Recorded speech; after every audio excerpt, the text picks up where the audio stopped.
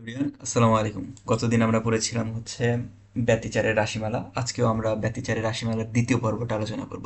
গতদিন যে ব্যতিচারের রাশিমালা পড়েছিলাম সেখানে এই ব্যতিচারের জন্য বিস্তার সেম ছিল, তো অর্থাৎ বিস্তার আমরা কোনটাতে প্রকাশ করি? আমরা হচ্ছে বিস্তারকে প্রকাশ করি হচ্ছে এ দ্বারা। গতদিনের রাশিমালার এ সেম ছিল, কিন্তু আজকের রাশিমালার বিস্তার ভিন্ন থাকবে।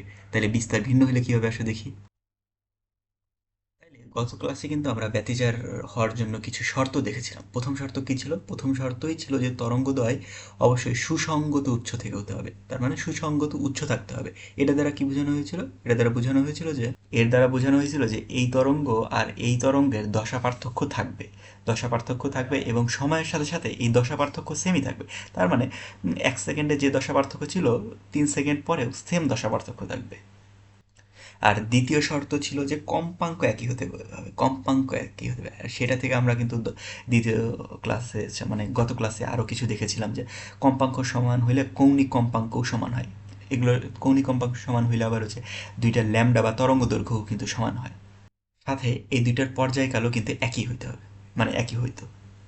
কিন্তু গত ক্লাসে কিন্তু কোনো বিস্তারের পরিবর্তন নিয়ে আলোচনা করিনি, যেটা আজকে করব। তাহলে পরীক্ষায় যদি তোমার হচ্ছে বিস্তার ভিন্ন বলা থাকে তাহলে আজকের ক্লাসের ফর্মুলা দিয়ে হিসাব করবো, আর যদি না বলা থাকে বা বিস্তার একই বলা থাকে তাহলে গত ক্লাসের ফর্মুলাগুলো ব্যবহার করব।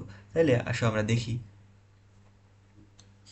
তাহলে এই আজকের ক্লাসের এই যে এই দুইটা চিত্র আছে, এই দুইটা চিত্রতে কি হয়েছে? এই দুইটা চিত্রতে তোমার দেখো ফ্রিকোয়েন্সিও দুইটার সেম, ওমেগাও সেম, ল্যামডাও সেম। কি ভিন্ন? দেখো এইখানে তরঙ্গর এ বা বিস্তার আর এই বিস্তার, এই দুইটা বিস্তার ভিন্ন। এখন যদি হয় এরকম হয় যে এই তরঙ্গ দুইটা একটা আর একটার উপর আপতিত হয়েছে, তাহলে এরকম হবে তোমার একটা তরঙ্গ এইভাবে আসতেছে আর এই নীল তরঙ্গটা ধরো এইভাবে যাচ্ছে। আচ্ছা, একটু ভুল হইল। এরকম করে আঁকাইলাম, তো এই বিন্দুতে মিলিত হয়েছে। এই বিন্দুতে মিলিত হইলে নতুন যে আমরা লব্ধিটা পাবো, লব্ধিটা হবে এরকম যে লব্ধিটা এই দুইটা তরঙ্গর কোনোটারই বিস্তারের সাথে মিল থাকবে না। এটা কি হবে? এটা হচ্ছে লব্ধি তরঙ্গ। তাই আমরা আজকের ক্লাসে এই লব্ধি বা এই তরঙ্গটারই সমীকরণ বের করব। অর্থাৎ এই তরঙ্গটার সমীকরণ বের করব, বিস্তার, তারপরে আরও বিভিন্ন জিনিসগুলো আমরা কি করব, এই তরঙ্গের ক্ষেত্রে হিসাব করব। তাই আমরা ধরে নিই, এই দেখো এই তরঙ্গটা যখন আসছে, আসা এই দুইটা তরঙ্গ, লাল তরঙ্গ আর নীল তরঙ্গটা এইখানে আপতিত হয়ে যে বিন্দুতে মিলিত হয়েছে, ধরে নিলাম সেই বিন্দুটা হচ্ছে এই বিন্দু বা এইখান থেকে শুরু হয়েছে। দেখো ভাই, এই দুইটা তরঙ্গ যেখানে মিলিত হয়েছে এই বিন্দুতে, এই বিন্দুটা আমরা এখানে মূল বিন্দু হিসেবে কল্পনা করছি। মূল বিন্দু হিসেবে যদি কল্পনা করি তাহলে এক্স, মূল বিন্দু মানে এক্স ইকুয়াল টু জিরো হয় না?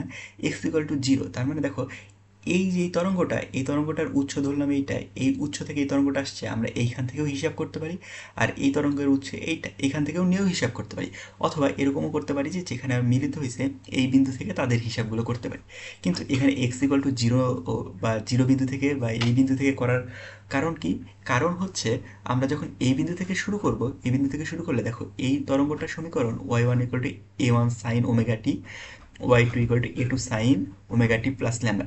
এই দুইটা হচ্ছে তোমার গত অধ্যায়ে বা অষ্টম অধ্যায়ে পড়া পর্যায় এই পর্যায়বৃত্ত গতির সমীকরণের মতো মনে হচ্ছে না?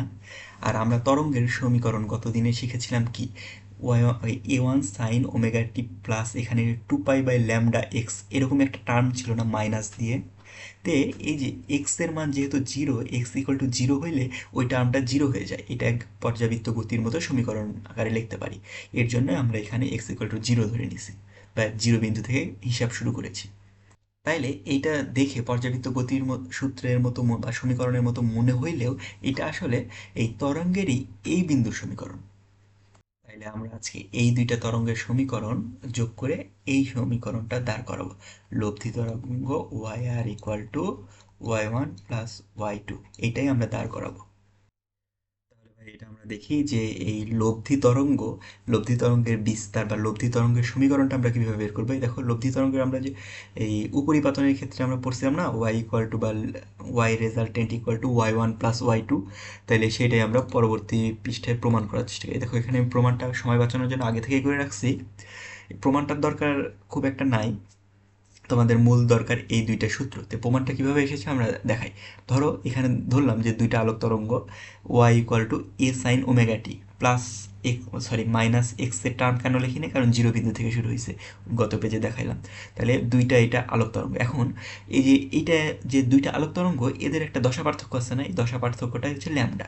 এই ল্যামডাটা আমরা ধরে নিছি। কারণ কি, কারণ কোনো সূত্র প্রমাণ করতে হলে কিছু জিনিস ধরে নিতে হয়, সেই জন্য আমরা এই দশা পার্থক্যটা ধরে নিছি। ধরে নিলে একটু আগে উপরিপাতনের জিনিসটা পড়লাম, Y equal to Y one plus Y two. এখন ওয়াই ওয়ানের মানটা বসাইছি, ওয়াই টুর মানটাই যে এখানে বসাইছি।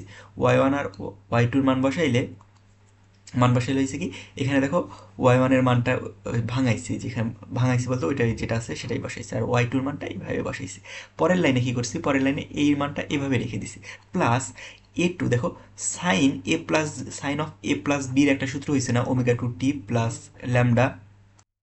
তাইলে কি হয়েছে, এখানে আমরা সাইন অফ এ প্লাস বির যে সূত্র সেটা ভাঙাইছি। ভাঙাইলে কি হয়েছে, সাইন এ কস বি প্লাস কজে সাইন বি। দেখো কজে সাইন বি, আর এটা যেহেতু এ প্রথমে কমন ছিল দুই জায়গায় চলে গেছে, তাহলে এটা রাখার পরে আমরা সাইন ওমেগাটি যেটা আছে, এই যে সাইন ওমেগাটির সহগগুলো কমন নিয়ে নিছি। সাইন ওমেগাটির সহগগুলো কমন নিলে এ one plus A two cos del এটা হয়, তাই না? আমরা দেখি, দেখো সাইন ওমেগাটি এখানে আছে শুধু এ ওয়ান, কমন নিলে এ ওয়ান থাকে, প্লাস এই দেখো সাইন কই গেল এই তো সাইন কই গেল এখানে না, সাইন ওমেগা টি। এখানে কি আছে, এ টু কজ ল্যামডা না, এটা হচ্ছে ডেল, কজ ডেল কমন। তারপরে এইটা যেটা আছে এটা এভাবে রাখছি, দেখো A two sine del cos omega T রাখছি। এই কজ ওমেগা টির সহগ আকারে লিখছি, এটা একটা শুধু ব্র্যাকেট দিয়ে রাখছি। দেওয়ার পর এইটুক রেখে দিলাম। এইটুক রেখে দেওয়ার পরে এখন আমরা আদর্শ সমীকরণ কি জানি, আমরা যে লব্ধির যেই সমীকরণটা বের করতে যাচ্ছি, তার মানে এই যে এই সমীকরণটা, এই যে এই তরঙ্গটার যে সমীকরণ বের করতে যাচ্ছি, এইটা তরঙ্গের সমীকরণ আমরা ধরে নিলাম। এটা তো আমরা যে দুইটা তরঙ্গ দেওয়া আছে, তার মানে এই যে এই দুইটা তরঙ্গ, এই যে এই দুইটা তরঙ্গ অথবা এই দুটো লাল আর নীল, এই দুইটা তরঙ্গ দেওয়া আছে। আর হচ্ছে এই যেটা আমাদের বের হবে, যে এটা যেটা বের হবে এইটা আমরা আবার ধরে নিলাম। এটা কি ধরে নিলাম, এটা ধরে নিলাম ওয়াই ইকুয়াল টু কি, এ sine omega T plus phi. তাইলে এ sine omega T plus phi, এখানে পরিচয়গুলো কি, এ হচ্ছে এই লব্ধি তরঙ্গের বিস্তার, আর ওমেগা টু তো হচ্ছে জানি আমরা, আর ফাই হচ্ছে লব্ধির দশা পার্থক্য। এই দুইটা তাহলে আমি এখানে একটু লিখে দিই, তাই না? এখানে লিখে দিই কোনটার পরিচয় কি। তাইলে এখানে আমরা হচ্ছে এই এ আর ফাই কি বোঝাচ্ছে সেটা লিখে দিছি। লিখে দিলে তাহলে আমরা এ sine omega T plus phi, তাহলে এইটাকে যদি আবার সাইনের সূত্র ভাঙাইলাম, এই যে এখানে এখানে যেভাবে ভাঙাইছি সেমভাবে ভাঙাইছি, সেম সূত্র দিয়ে ভাঙাইলে এখানে ক্যালকুলেশনটা দেখানো হয় নাই, ক্যালকুলেশন করে সাজাইলে এ cos phi sign omega T plus এ সাইন ফাই কস ওমেগা টি এরকম আসবে। তো এখন দেখো আমরা কি এই দুইটা সমীকরণ যোগ করে, মানে যে একটা লাল ছিল আর একটা নীল ছিল, এই দুইটা তরঙ্গ যোগ করে এই তরঙ্গটাই পাবো না। এই তরঙ্গটা পাইলে তার মানে কি, এই লাইন আর এই লাইন একই জিনিসকে নির্দেশ করা হচ্ছে, এটাই বোঝাচ্ছে না? তাইলে আমরা কি করব, এইটা আর এইটা যেহেতু একই জিনিস, তাইলে এই দুইটা সহগ সমীকৃত করব। সহগ সমীকৃত করলে যেটার সাথে যেটা মিলে এভাবে করে আমরা এখানে সহগ সমীকৃত করছি, 1 নাম্বার আর 2 নাম্বার সমীকরণ দিছি।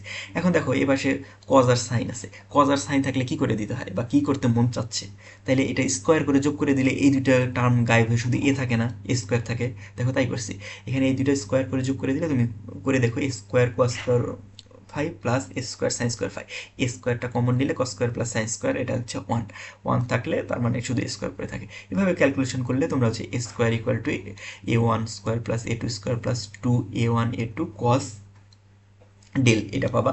আর হচ্ছে আমরা কি জানি, যদি আমরা 2 নম্বর সমীকরণকে 1 নম্বর সমীকরণ দিয়ে ভাগ দিয়ে দিই, তাইলে হচ্ছে আমরা কি পাবো, A two sine del divided by A one plus A two cos del, এটা পাবো। তাইলে এইখান থেকে আমরা দেখো এই লব্ধি যে সমীকরণ ওয়াই ইকুয়াল টু, লব্ধি তরঙ্গের সমীকরণ Y equal to A sine omega T plus phi, এইটা বের করতে পারি না। কারণ কি, এই যে আমরা এর মানটা পাবো এখান থেকে, এই সূত্র থেকে এর মানটা পাবো, এর মানটা এখানে বসাই দিব, আর ওমেগার টির মান এই দুইটা তোমার হচ্ছে কোশ্চেনে দেওয়াই থাকবে। ওমেগা টির মান কোশ্চেনে দেওয়া থাকলে ওইখান থেকে তুমি বসাই দিবা, আর ফাইয়ের মান এই যে এই সূত্র ব্যবহার করে এখান থেকে ফাইয়ের মানটাও আমরা বসাই দিতে পারবো। তাইলে আমরা লব্ধি তরঙ্গের সমীকরণ পেয়ে গেলাম, তাই না?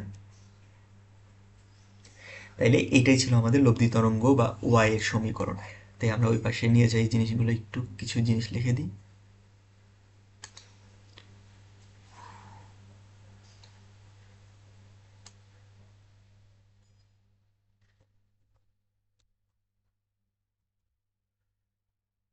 লেখার আগে তোমাকে বলে দিই যে পরীক্ষার হলে কিন্তু এই যে এরকম A2 A1 থাকবে না, A2-র বদলে একটা মান দেওয়া থাকবে, তারপরে A2-র বদলে একটা মান দেওয়া থাকবে, A1-এর বদলে একটা 5 6 7 এরকম সাংখ্যিক কোনো মান দেওয়া থাকবে। এইগুলোর মান বিভিন্নগুলো, এগুলোর হচ্ছে মান দেওয়া থাকবে তোমার পরীক্ষা করতে হবে। তাহলে ওই পাশে নিয়ে যাই আমরা। তাইলে জিনিসটা এখানে পরিচয়গুলো লেখা আছে এই সূত্রের, যে A1 হচ্ছে প্রথম তরঙ্গের বিস্তার, A2 হচ্ছে দ্বিতীয় তরঙ্গের বিস্তার, আর ডেলটা বোঝায় প্রথম আর দ্বিতীয় তরঙ্গের দশা পার্থক্য, আর এ বোঝায় লব্ধি তরঙ্গের বিস্তার, আর ফাই দিয়ে কি বোঝায় লব্ধি তরঙ্গের সাথে প্রথম তরঙ্গের দশা পার্থক্য, বা লব্ধি তরঙ্গ এর প্রথম তরঙ্গের সাথে দশা পার্থক্য, যেটাই বলো। তাইলে ডেল আর ফাই এই দুইটা যেন এলোমেলো না হয়, এই দুইটা কিন্তু কনফিউশন হইতে পারে। তাহলে ডেল আর ফাই এই দুইটা কিন্তু এলোমেলো করা যাবে না। তাহলে আমরা এখন আর একটা জিনিস শিখবো, জিনিসটা দেখা হলে এগুলো একটু সাইড করি।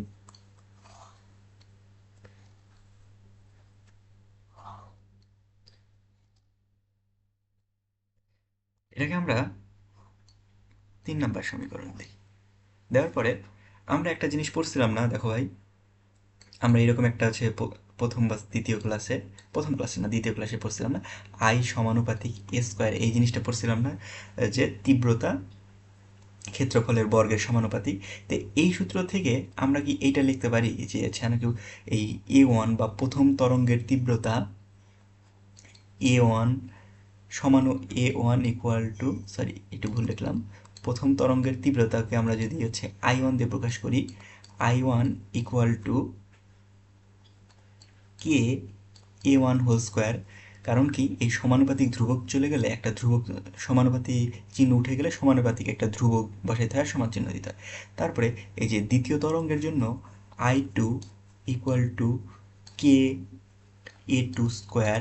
আর এই যে আমরা যে লব্ধি তরঙ্গ যেটা পাইছি, লব্ধি তরঙ্গের সরি তীব্রতা I equal to K A square, এই তিনটা আমরা লিখতে পারি না?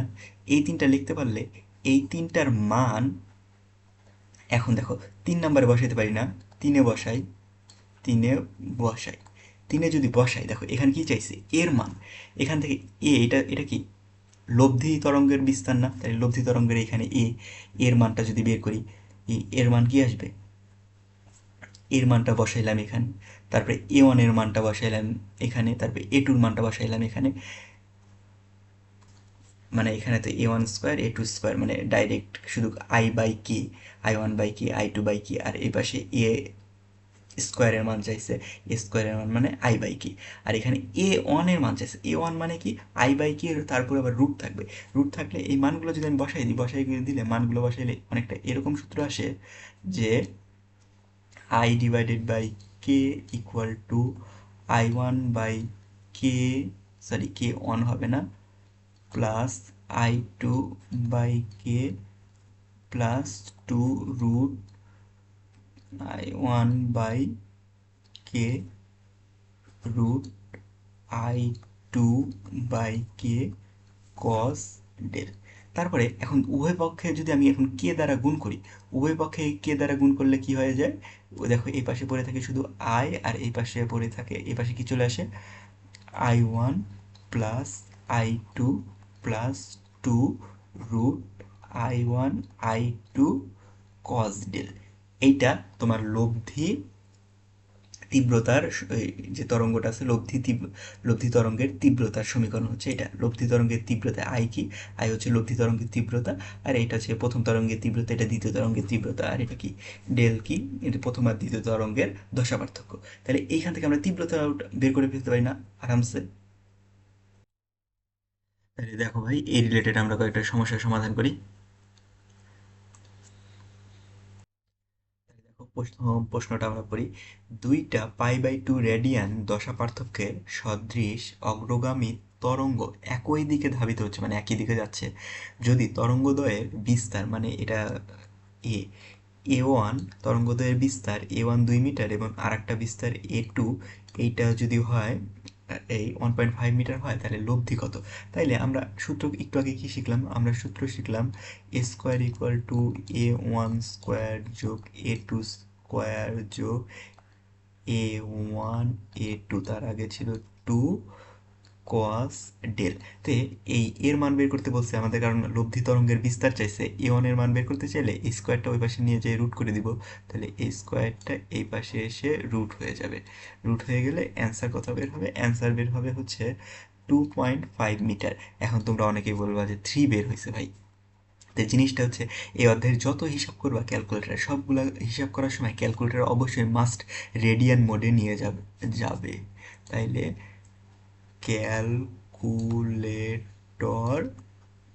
র্যাড মোড এ নিয়ে যাবে। ঠিক আছে, পরের প্রশ্ন করি।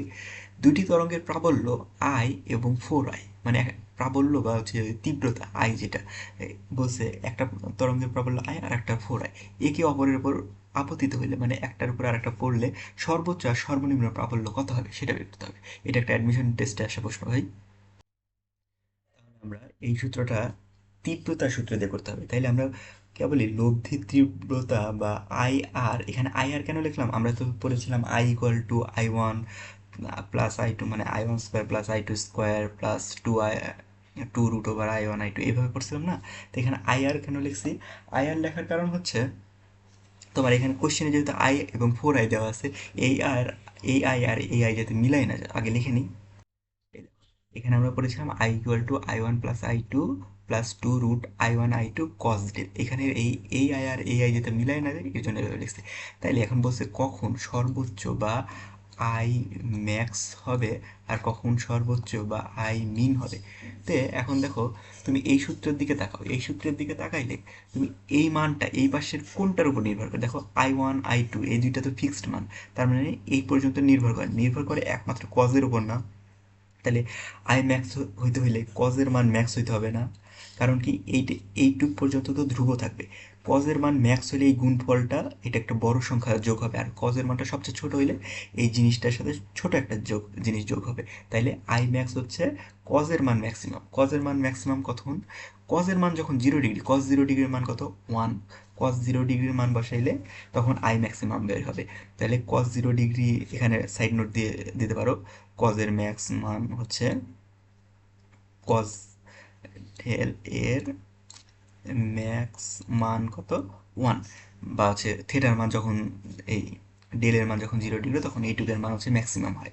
তাহলে এটা লিখলে, এটা যদি 1 হয়, তাহলে এখানে 1 হলে এটা পুরাটা ক্যালকুলেশন করলে কত বের হয়? ক্যালকুলেশন করলে 1+2, এখানে এই দেখো, এখানে একটা আই আর i2 বদলে 4i, তাহলে কত হয়? 5i প্লাস এর ভিতরে কত, দুইটা গুণ হবে, তাহলে 4i কে রুট করলে কত হয়? 2, দুইটা আই আছে, তাহলে 4i², তাহলে 2i। তাহলে এখানে হচ্ছে কত হইলো? 2, আর এই সামনে 2, 4, তাহলে মোট হইলো আমাদের এখানে 9i। তাইলে 9i হবে হচ্ছে আই ম্যাক্স। এখন যদি বলি আই মিনিমাম বা সর্বনিম্ন কত? আই মিন, কজের মান সর্বনিম্ন কখন হবে? যখন হবে তোমার 180 ডিগ্রি, তাই না? 180 ডিগ্রি হইলে কজের মান -1 হয় না, সর্বনিম্নতে চলে আসে না। আর মাইনাস হইলে কি, এই মানগুলো যদি এখানে বসাই তাহলে কত হয়? দেখো এই দুটো তো 5 হয়, আর এইখান থেকে মাইনাস কত হয়? মাইনাস হচ্ছে 4 হয়। কারণ কি, এই যে 5 আর 4 9 হয়েছিল, -4। তাহলে শুধু একটাই পড়ে থাকে না, তাহলে একটাই, এইটাই হচ্ছে ম্যাক্সিমাম আর মিনিমাম মান। এই দুইটাই হচ্ছে আমাদের সলভ ছিল ভাই। এরকমই ভাই অনেক মেলা ধরনের কোশ্চেন আছে, তোমরা এগুলো দেখে প্র্যাকটিস করতে পারো। আর যদি ভিডিওগুলো ভালো লাগে তাইলে তোমরা শেয়ার করে দিতে পারো, লাইক করে দিতে পারো, কমেন্ট করে জানাতে পারো তোমাদের কোন টপিকের উপর ভিডিও লাগবে বা কোথাও বুঝতে অসুবিধা হয়েছে কিনা। আর তোমরা সাবস্ক্রাইব করে দিতে পারো তোমাদের বন্ধুদের মাধ্যমে, আবার কলেজে গ্রুপে শেয়ার করে দিতে পারো।